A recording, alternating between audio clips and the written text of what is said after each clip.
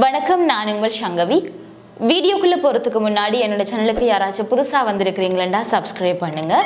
இந்த காணொலியில் என்ன விடயத்தை பற்றி பார்க்க போகிறோம்னா, இந்த கனடா விசிட் விசா அல்லாட்டி கனடா விசா தொடர்பாக நான் நிறைய காணொலிகள் போட்டுக்கொண்டே இருக்கிறேன். அந்த காணொலிகளில் கீழே நீங்கள் கேட்கக்கூடிய கேள்விகள், கனடாவுக்கு ஒர்க் விசா எப்படி விண்ணப்பிப்பது, அல்லது ஸ்டூடெண்ட் விசா எப்படி விண்ணப்பிப்பது, விசிட்டர் விசா எப்படி விண்ணப்பிப்பது, அதுக்கு என்னவெல்லாம் செய்ய வேண்டும் என்கின்ற மாதிரியான கேள்விகளை நீங்கள் தொடர்ந்தும் கேட்டுக்கொண்டே வருகின்றீர்கள். இந்த ஒர்க் விசா மற்றும் ஸ்டூடெண்ட் விசா தொடர்பாக நாளைக்கு மறுதினங்களில் நான் அந்த காணொலியை நான் பதிவேற்றுவேன்.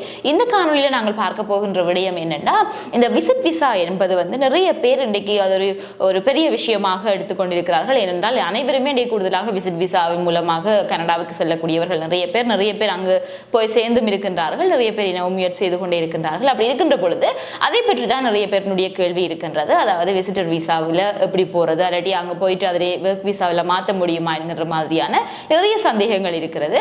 ஆனால் நான் ஏற்கனவே பார்த்தீங்கன்னு சொன்னால், இந்த ஒர்க் விசா விசிட்டர் விசா எப்படி அப்ளை செய்வது என்று தொடர்பாக ஒரு காணொலி நான் ஏற்கனவே பதிவிட்டிருக்கிறேன். அந்த லிங்கை நான் டிஸ்கிரிப்ஷனில் கொடுக்குறேன், நீங்கள் அதை பார்த்து தெரிஞ்சு கொள்ளலாம். இப்போ இந்த காணொலியில் நீங்கள் பார்க்க போகிற விடயம் என்னன்னு சொன்னால், இந்த விசிட்டர் விசா என்றதுமே அதில் இருக்கிற நன்மைகளை தான் எல்லாருமே பார்க்கிறார்கள். அதாவது எப்படியாச்சும் போயிடணும் அப்படின்னு சொல்லி பார்க்கிறார்களே தவிர அதில் இருக்கக்கூடிய பாதகங்களை பற்றி யோசிப்பது கிடையாது. விசிட்டர் விசாவில் போனால் அங்கே எல்லாம் பிரச்சனைகள் வரலாம். எடுப்பவர்கள் தச்சலாக எங்களுடைய சொந்தக்காரர் எங்களுடைய எடுத்தாலும் கூட அதுவுமே ஒரு கட்டத்தில் ஏதாச்சும் ஒரு இக்கட்டான நிலைமைகளுக்கு தள்ளக்கூடிய ஒரு சூழ்நிலை வருவதற்கான வாய்ப்புகள் நிறையவே இருக்கிறது. ஆகவே இது தொடர்பாக நான் உங்களுக்கு சொல்வதையும் விட அங்கு இவற்றை நேரையே பார்த்த ஒரு நபர் அதை பற்றி பகிர்ந்து கொள்வது உங்களுக்கு அதனை கேட்கும் பொழுது இன்னமுமே உங்களுக்கு அது தொடர்பாக நிறைய சந்தேகங்களுக்கான பதில்கள் உங்களுக்கு கிடைக்கும் என்று நினைக்கின்றேன். தொடர்ந்து நீங்கள் அந்த காணொலியை பார்க்கலாம். வணக்கம் மக்களே, எல்லாரும் எப்படி சோமா இருக்கிறீங்களா? இது ஒரு முக்கியமான விடயம். தயவு செய்து ஊரில் இருந்து இப்போ விசாவில் ஸ்பான்சரில் வர ஆக்கள் உங்களுக்கு அவைய பார்க்க முடியாட்டி நீங்கள் இங்கே அவைய கூப்பிடாதீங்க. அவைக்கு லாங்குவேஜ் தெரியாது, நாடு புதுசு, எல்லாமே அவைக்கு புதுசு. அப்போ நீங்கள் தான் அவைய ஒரு பாதுகாப்பாக வச்சுருக்கணும். நீங்களே கொஞ்ச நாளையில் சண்டை பிடிச்சிருந்து அவைய ரோட்டுக்கு விட்டால் அவை எங்கே போவினம்?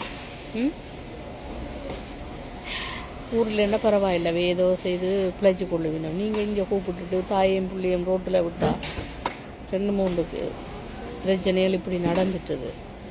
அதை விட 6 மாத விசாவில் நீங்கள் வந்தீங்கன்னு சொன்னால் கனடாவுக்கு உங்களுக்கு கூட ஆக்களுக்கு 10 வருஷம் புத்தாமண்டா 10 வருஷம் விசா கொடுக்கணும். 6 மாத விசாவில் வந்தீங்கன்னா நீங்கள் கவலைப்பட தேவையில்லை. திருப்பி 6 மாதத்துக்கு நீங்கள் ரினியூ பண்ணலாம் அந்த விசாவை.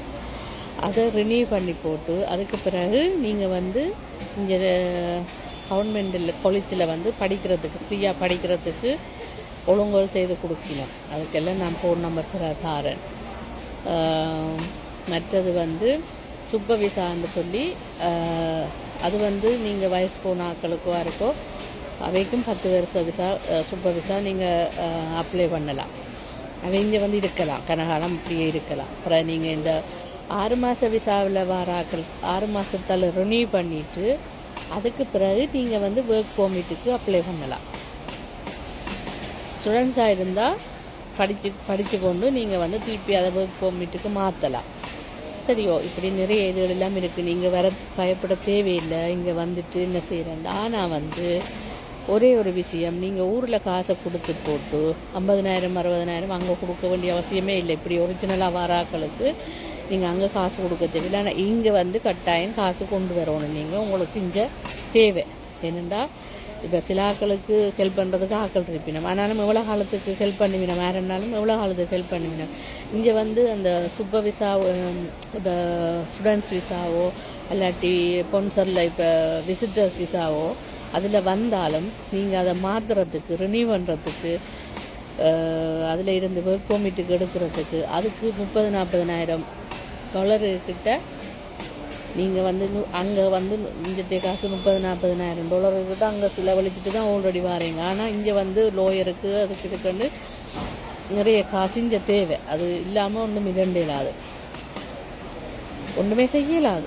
காசு தான் தேவை. ஏனெண்டா இப்போ நாங்கள் எல்லாம் வரும்பொழுது நாங்கள் வந்த உடனே நாங்கள் சூழடித்தோம். அவங்க கட்டில் இருந்து போக்குற பெட்ஷீட்டில் இருந்து சாப்பாட்டு காசில் இருந்து எல்லாமே தந்தவை. ஆனால் இப்போ வாராங்களுக்கு 5% கொடுக்க மாட்டீங்க. நீங்கள் தான் அது அதுக்கு ஏதாவது ஒன்று செய்யணும். அப்போ உங்களுக்கு அங்கே நீங்கள் காசு கொடுக்க தேவையில்லை. இங்கே சிவியத்துக்கு ரெண்டுக்கு எல்லாத்துக்குமே அதான் அவங்க அங்கே பேங்கில் காசு காட்ட சொல்கிற காரணம் என்ன? இதுதான் காரணம். என்ன அது இருந்தால் தான் நீங்கள் இங்கே வந்து சர்வை பண்ணலாம், இங்கே வந்து வாழலாம். மருந்துகள் சிலாக்கள் வந்து இங்கே வந்தாக்கள் அவைக்கு தேத்தண்ணி பால் கூட காய்ச்ச தெரியாமல் வந்திருக்கணும். ஊரில் நல்ல சொகுசாக இருந்திருப்பினோம். அம்மா அப்பாவையோட பிள்ளைகளாக இருந்தானே, பொம்பளை பிள்ளைகளோ ஆம்பளை பிள்ளையோ அவை தான் அம்மாவே தான் சமைச்சு கொடுப்பின்னு சாப்பிட்டு இருந்து திடீரென்னு இங்கே வந்த உடனே நீங்கள் எதிர்பார்க்காதீங்க நாங்கள் உங்களுக்கு இருந்து சமைச்சு தந்து, அப்படி இல்லை. சொந்தக்காரனாக இருந்தாலும் சரி, சொந்த சகோதரமாக இருந்தாலும் சரி விட்டுட்டு நாங்கள் வேலைக்கு தான் போக போகிறோம். நீங்கள் வந்து விசிட்டர்ஸ் விசாவில் வாராக்கள் நீங்கள் வந்து நீங்களாக சமைக்கணும், நீங்களாக சாப்பிடணும். வேணா புருஷனை முடிஞ்சாது காலையில் வேலைக்கு போனால் இரவு தான் பெற போயினோம், இல்லை பின்னேரம் பெற போயினோம், 6-7 மணிக்கு தான் பெற போயினோம். நான் சமைச்சதை ஃப்ரிட்ஜுக்கு வச்சுட்டு எடுத்து சூடாக்கியும் சாப்பிடுவோம். நீங்கள் புதுசாக எதிர்பார்ப்பீங்க. அதெல்லாம் இங்கே நடக்காது. இங்கே பால் ஏதோ காய்ச்சினதான் புதுசாக வந்து எல்லாம் ஊற்றி நிறைய கேள்விப்பட்டேன் நான். இன்னொன்று தமக்கை வந்து கொஞ்சம் பண்ணி கூப்பிட்டது. இப்போ தங்கச்சியாரும் பிள்ளையும் கொஞ்சம் 2-3 நாள் கொஞ்ச நாள்லேயே சண்டை வந்துட்டு அவையை பிடிச்சி திரத்தி வெளியில் விட்டாச்சு. இப்போ அவன் நிலைமை என்ன? இந்த புது நாட்டில் ஒன்றுமே தெரியாது. உங்களை நம்பி வந்தவே இப்படி ஒரு காலம் ஒருத்தரும் செய்யாதீங்க. சண்டைகள் பிறந்தான், சௌரங்கள் அவை வேண்ட சண்டை எல்லாம் பிறந்தான். ஆனால் நீங்களும் வந்தாக்களும் சமாளித்து கொண்டு போகணும். இங்கே வந்து கூப்பிட்றவையும் கூப்பிட்டம் தானே சரி எங்களோட கடமை முடிஞ்சதுண்டு இல்லை என்ன, அவைக்கு எவ்வளோ அலுவல்கள் இருக்குது என்ன, அதுக்கெல்லாம் நீங்கள் தான் பொறுப்பு. என்னென்னா அங்கேயே அவையை நிம்மதியாக இருக்க விட்டுருக்கலாம். இந்த நாட்டில் கூட்டின்னு வந்து நடு ரோட்டில் விட்ட மாதிரி என்னோடய வீடியோ ஒன்று பார்த்தேன். பிரம்டலில் ஒரு ஆள் ரோட்டில் நடுவில் நிற்கிறேன், காசுகளை மாந்திட்டு பேங்கில் இருந்து தனக்கு நடந்த மாதிரி இன்னும் நடக்கக்கூடாதுன்றதுக்கு தான் நான் சொல்கிறேன். பாடி சொல்கிறேன். காசு உங்களோட கையில் வச்சுருங்க. அங்கே ஸ்பான்சருக்கோ இல்லாட்டி விசாவுக்கோ எடுக்கிறதுக்காகளுக்கு அங்கே காசு கொடுக்க வேண்டிய அவசியம் இல்லை. சரி 1 லட்சம் 2 லட்சம் சும்மா ஸ்பான்சர் லெட்டர்களை கொண்டே கொடுக்குறதுக்கு ஹெல்ப் பண்ணலாம் முடிய. என்ன நாள் சொன்னார் மெசேஜ் எனக்கு போட்டிருந்தார், அக்கா அங்கே போன உடனே உங்களுக்கு ராஜ வாழ்க்கை அது இதுன்னு சொல்லி 40-50 லட்சம் அங்கே வேண்டினவையா. உங்களுக்கு போன உடனே வந்து ஒர்க் பெர்மிட்டு அங்கே கிடைக்கும், உங்களுக்கு ஸ்வீட் டிக்கெட் விழுந்த மாதிரி உண்டு. இது எல்லாமே போய் உங்களுக்கு வந்த உடனே இந்த ஸ்வீட் டிக்கெட்டும் இல்லை, சுரண்டுற டிக்கெட்டும் விழாது. ஓகே, நீங்கள் தயவு செய்து நம்பி வந்து காசை கொடுக்காதீங்க. என்னென்னா வந்து விசாவில் தான் இறங்குறீங்களையோ உங்களுக்கு ஒர்க் பெர்மிட் எடுக்கிறதுக்கு நிறைய காசு தேவை. இங்கே லோயருக்கு பார்க்கணும், அதுக்கு பிறகு ரினியூ பண்ணணும் விசா. இப்போ கூட 6 மாத விசா வந்து திருப்பி ரினியூ பண்ணணும்.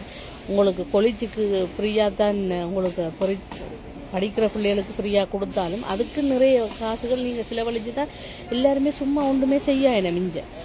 ஸோ வந்து நீங்கள் அங்கே காசு கொடுக்குறது வேஸ்ட்டு. சரியா? தயவு செய்து என்னென்னா அங்கே வேண்டி போட்டு சும்மா தான் ஏற்றி விடணும். என்னென்னா ஒரிஜினல் விசாவில் தானே வாரீங்க, நீங்கள் வேறு யார்ட்டையும் விசாவில் வரே இல்லையே. உங்களுக்கு தானே 10 வருஷம் குத்தி தானே தாரான். அல்லது 6 மாதம் குத்தினாலும் நீங்கள் 1 மாதத்துக்கு டிக்கெட்டை போட்டுன்னு வந்துட்டீங்கன்னா அப்புறம் இங்கே நின்றுட்டு இன்னொரு 3 பேர் வந்தவே, 3 பாய்ஸ் வந்தவே, 3 பேர் பாய்ஸும் 3 பேரும் 6 மாத விசா கொடுத்துருக்கு. 6 மாதத்துக்கு டிக்கெட் போட்டுன்னு வந்திருக்கிறேன். டிக்கெட் போட்டு வரையக்கில்ல 2 பேரை ஏதோ கேட்டுருக்கிறார். அவை ஒழுங்காக பதில் சொல்லல. ஒரு ஆளை கேட்க எதுக்கு நீ 6 மாதம் மட்டும் டிக்கெட்டு போட்டுன்னு வந்த நீ என்று கேட்க அவர் சொன்னேராம் தான் நின்று சினோவையும் பார்த்துட்டு போகிறேன்ட்டு. ஸோ அந்த இமிக்ரேஷன்காரன் அவரை விட்டுட்டார். என்னென்னா ஓகே ஸ்ரீலங்காவில் எந்த நாட்டில் சமர்கண்டிலேருந்து வராங்களுக்கு சினோ பார்க்க ஆசையாக தானே இருக்கும். ஸோ சினோ பார்க்கணுமென்று சொன்னா போல் அவரை விட்டாச்சு. அதுக்காக வேண்டி நீங்கள் எல்லாருமே இதே பதில சொல்ல இல்லாது. 1 மாதம் 1.5 மாதம் டிக்கெட் போட்டு வந்தால் இங்கே வந்துட்டு ரினியூ பண்ணுறதுக்கு உங்களுக்கு கவர்மெண்ட்டே இது சொல்லுது என்ன ரினியூ பண்ணலாம், ஒர்க் பெர்மிட் அப்ளை பண்ணலாம். ஆனால் இப்போ இந்த டிசம்பரோடு எல்லாம் நிப்பாட்ட போகிறாங்களே. ஏன்னா கூட ஸ்ரீலங்கனை விட வேறு நாட்டாக்கள் கணக்கு பேர் வந்துட்டுனமா. இப்போ இங்கே இருக்கிற ஆக்களுக்கே வேலை இல்லை. இன்னொரு ஆக்கள் கல்கரியிலேருந்து எனக்கு மெசேஜ் போட்டிருந்தவா, ஒரு தாயும் பிள்ளையும் தான் வந்தவையா. மிஞ்ச 2 மாதம் ஆகிட்டு எங்களுக்கு ஒரு வேலையுமே இல்லை, என்ன செய்கிறேன்னு தெரியாமல் இருக்குது, திருப்பி போகிற நிலைமையில இருக்குது. இந்த கனவேர் அப்படி தான் வந்துட்டு இவ்வளோ இதுதான் வெளிநாடு நாங்கள் ஊருக்கு போகிறோமென்று சொல்கிற அளவுக்கு வந்துட்டுது. என்னென்னா குளிர் வேறு வேலை இல்லை, காசு பிரச்சனை, நீ வீட்டில் எத்தனை நாளைக்கு ஒரு வீட்டில் சும்மா இருக்கிறது, இப்போ சொந்தக்கார ஃப்ரெண்ட்ஸ் ஆக்கலன்னு சொல்லி பொன்சவனி கூப்பிட்டா எத்தனை நாளைக்கவே வச்சு பார்ப்பினா. நீங்கள் வந்து உங்களோட அலுவலை பார்க்குறதுக்கு உங்களுக்கு நிறைய காசு தேவை. தயவு செய்து ஊரில் காசு கொடுக்காதீங்க, ஏமாறாதீங்க. இங்கே வந்த உடனே ஒருத்தரும் பெர்மிட் உடனே எடுத்து தரப்போகிற இல்லை. அது நிறைய வேலை இருக்குது. லோயரை பார்க்கணும், அவையை பார்க்கணும், நிறைய வேலை இருக்குது. தயவு செய்து காசு கொடுத்து ஏமாறாதீங்கோ. இதை ஒரு சந்தர்ப்பமாக வச்சு இப்போ வந்து அந்த ஸ்ரீலங்காவில் இருந்து வாராக்கள் இது ஒரு சந்தர்ப்பமாக இந்த ஸ்பான்சர், இந்த visa, visitors visa, students visa எல்லாத்தையும் ஒரு சந்தர்ப்பமாக வச்சு ஆக்கள் காசு மணி மேக் பண்ணினேன். எனக்கு எவ்வளோ பேர் சொன்னவே, நீ இப்படி ஒரு வீடியோவை போட்டிருக்கிற முதல் உனக்கு பிரச்சனை வரப்போகுது. என்ன பிரச்சனை தான் வரப்போகுது தெரிஞ்சதை மனுஷருக்கு சொல்லணும். எல்லாருமே பயத்தில் இருந்தால் அதுதான் சொல்கிறது. போட்டு தள்ளினாலும் பரவாயில்லை, இப்போ வயசு வந்துட்டுது, எனக்கு நீங்கள் போட்டு தள்ளுற வயசு வந்துட்டுது, அது பிரச்சனை இல்லை. ஸோ மக்களை தயவு செய்து அதை விட இன்னொரு ஆள் இருந்தவர், அக்கா நான் வந்து ஸ்டூடெண்ட்ஸ் விசாவுக்கு அப்ளை பண்ணியிருக்கிறேன், அவர் டிகிரியெல்லாம் வச்சுருக்கிறேன், நான் அவர் தமிழ் மீடியத்தில் படித்தபடியா. தயவு செய்து இந்த அங்கான ஆக்களுக்கு சொல்கிறேன், இங்கிலீஷ் மீடியத்தில் படிங்கோ, இல்லை இங்கிலீஷ் கிளாஸ் எடுங்கோ.